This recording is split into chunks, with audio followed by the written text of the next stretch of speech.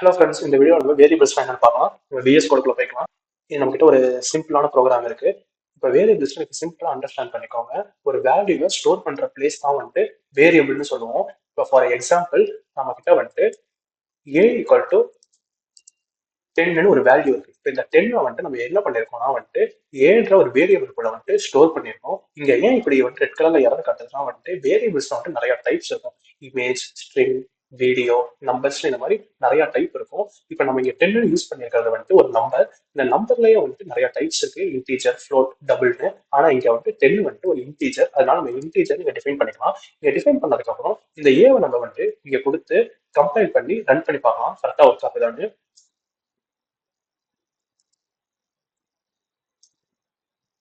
Compile பண்ணிட்டோம். நம்ம எப்பயுமே வந்துட்டு ஒரு ப்ரோக்ராமை வந்துட்டு ஏதாவது ஆல்டர் பண்ணோம்னா கம்பைல் பண்ணதுக்கு அப்புறம் தான் ரன் பண்ணணும். இல்லைன்னா பழைய அவுட்புட் தான் நமக்கு வரும். ரன் பண்ணிட்டோம். இப்போ 10 வந்துருச்சு. இப்போ நம்ம சிம்பிளா வந்துட்டு ஒரு அடிஷன் பண்ணி பார்க்கலாம். ரெண்டு வேல்யூ அடிஷன் பண்ணி பார்க்கலாம். இப்போ வந்துட்டு இன்ட் பி ஈக்குவல் டு 20ன்னு நம்ம வச்சுக்கிறோம். இப்போ வந்துட்டு புதுசா நம்ம வந்துட்டு வேற ஒரு வேரியபிள் கிரியேட் பண்ணி ஏவையும் பிஐயும் வந்துட்டு அந்த புது வேரியபிள் கூட ஸ்டோர் பண்ணலாம். Int C equal to A plus B.